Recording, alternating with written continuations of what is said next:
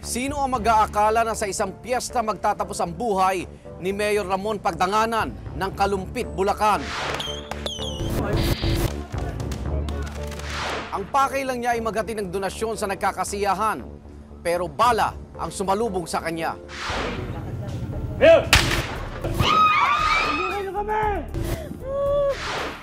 Ngayong gabi ating sisiyasatin ang pagkapaslang sa dating alkalde ng Kalumpit, Bulacan.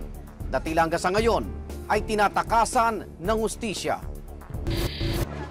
Kung politically motivated yan, wag sana silang mag-isip na nadidiktahan yung ibang mga may kapangyarihan, please naman, wag nila akong pagdudaan po. Magandang gabi, ako naman Arnold Clavio. Ang mga tanong ng kahapon, sisiyasatin ngayon dito sa Case Unclosed.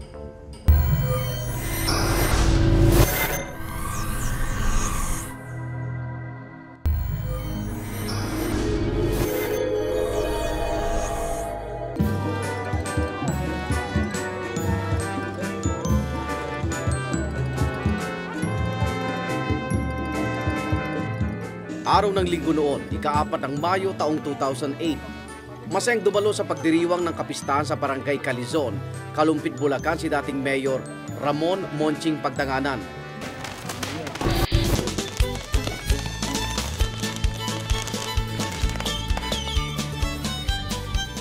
Tulad ng kanyang nakagawian tuwing kapistahan, dagtungo roon si Pagdanganan upang ipaabot ang kanyang pagbati sa mga kababayan. Palibasa kasi itong si dating Mayor Monching Pagdanganan, pag may pista-pista, siyempre, namamasyal. So napaupo ngayon dun sa isang barangay sa Calizon, Barangay Calizon, Kalumpit, kung saan nakipag-iinuman doon. Ngunit ang kasiyahan ng gabing iyon, napalot ng lagim.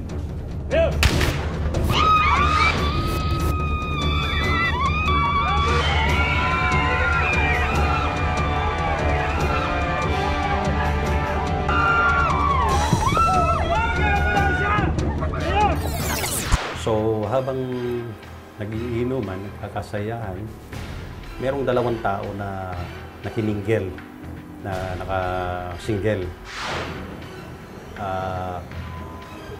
Dumalo doon sa inuman na yon, na unknowingly, itong 2 na ito, yung pala yung mga triggerman na pala yung mga ito. Then biglang pumutok, pinagbabaril na lang itong si Mayor. Actually, yung isa lang naman ng bumaril. So, automatic na si Mayor na nandusay na siya. Pabilis na tumakas ang bumaril gamit ang isang motorsiklo kasama ang isa pang lalaki na nag-aabang sa kanya di kalayuan.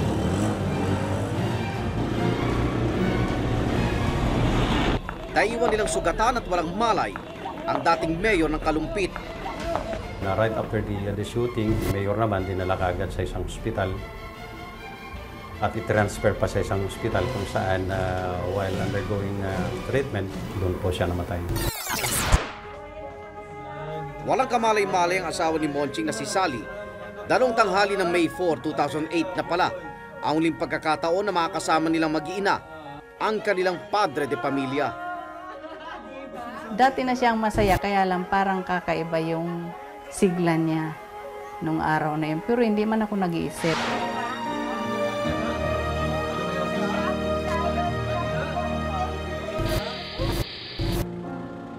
Nagpaalam na ako sa kanya na aalis na ako at may sasamahan ko nga yung balikatulong namin. Sabi niya, sige mami, mauna ka na. At ako naman maliligo na, tutuloy na ako dun sa piyesta. Pero hindi naman ako magtatagal. Dadaling ko lang yung mga ibibigay nating pera sa piyesta.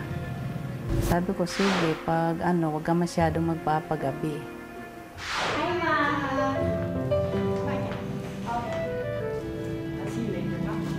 Hindi pa tayo ng dad mo, mamaya ka. Kakapagod. I'm so tired. Thank you.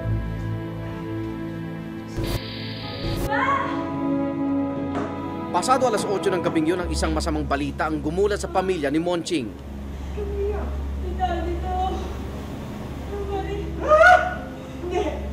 totoo yan. Hindi, nagsisinungaling ka. Hindi totoo yan. Hindi.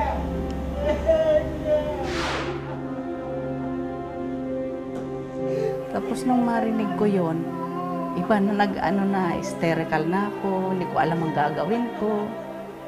Sabi ko, Daddy, kanina ang ganda-ganda ng pag-uusap natin, ang saya-saya natin.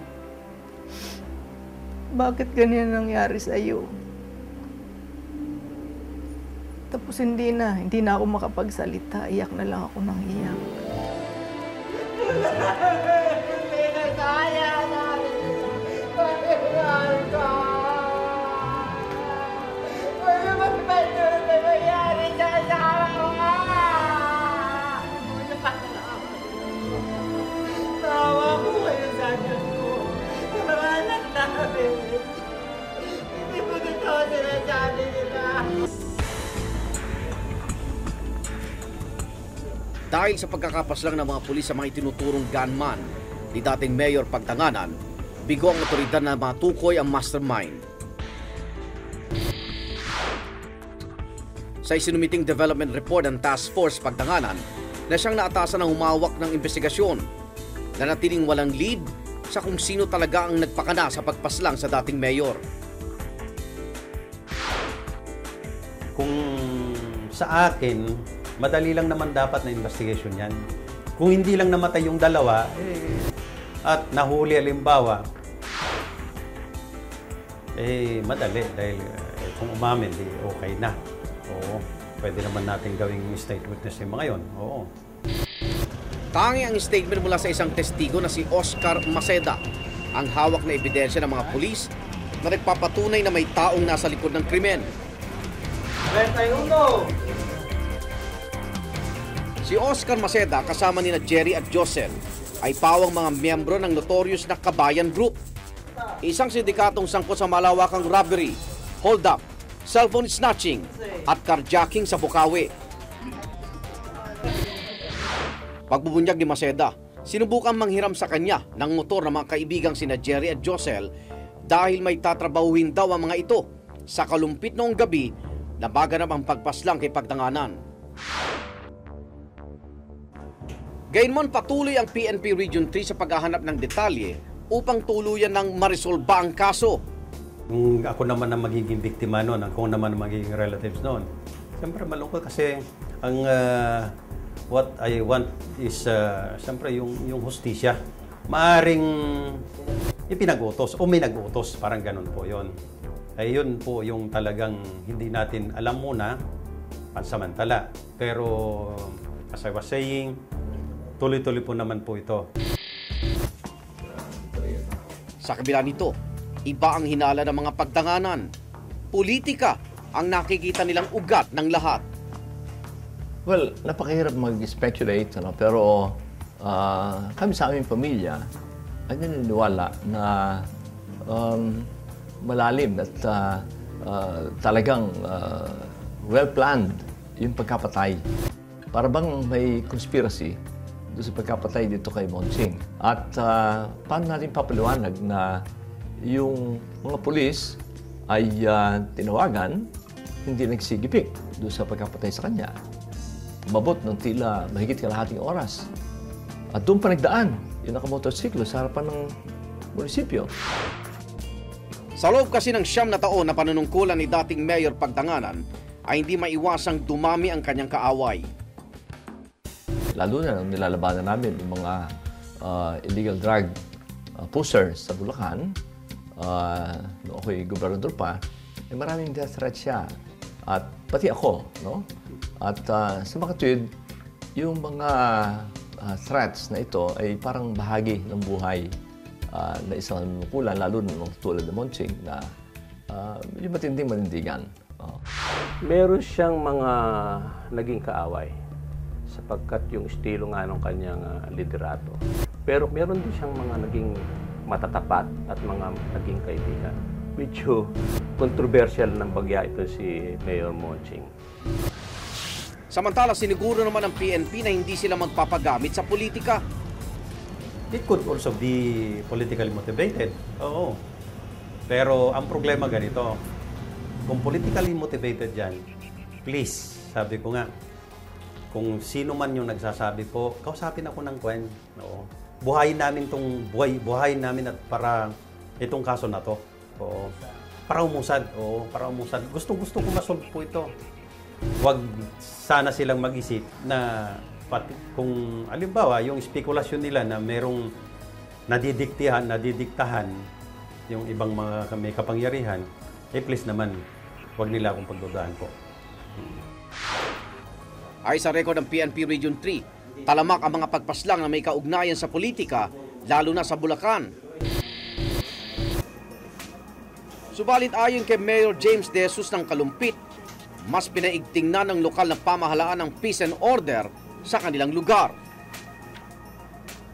Kami po ay patuloy na naglalagay ng mga pamamaraan upang mailapit ang kapulisyahan sa tao kung paano madagdagan ang aming tauhan sa peace and order sa pamamagitan ng paglalagay ng mga task force baghari, pag-train sa mga tanod. Tiwala rin siya na malulutas ang kaso ng pagpaslang kay dating Mayor Ramon Pagdanganan. Hanggat ako ang punong bayan at meron kaming nalamang bagong mga developments o bagong mga katotohanan, facts or may mga bagong testigo, ay asahan po na sa lalong madaling panahon ay isasabihin kagad namin yon sa authorities para po mabuksan muli yung kaso. Makalipas ang halos 1.5 taon, nananatiling usad pagong ang kaso ng pagpatay kay dating Mayor Pagdanganan. Patuloy ang aming pagtatanong at ang NBI, alam ko, ay nag-iimbestiga rin sila. But as far as we're concerned, hindi tapos ang kaso ito. Panginayang naman ang nadarama ng ilan sa mga nakasama ni Monching. Para sa kanila, mananatiling buhay ang kanyang iniwang alaala. Mahirap man para kay Sally, kinakaya niyang itaguyod ng mag-isa ang naulilang 6 na anak ng pinaslang niyang kabiyak. Hanggang ngayon hirap ako Alam lang nilang masigla ko. Hindi ko pwedeng ipahalata yung lungkot ko, unang-una, sa mga anak ko. Basta sisikapin ko na lang na yung mga pangarap ng daddy nila, matupad lahat yun. Sana makonsensya yung gumawa. Magkusang loob siyang lumapit sa pulis. Umamin siya. Napag-utusan siya o ano.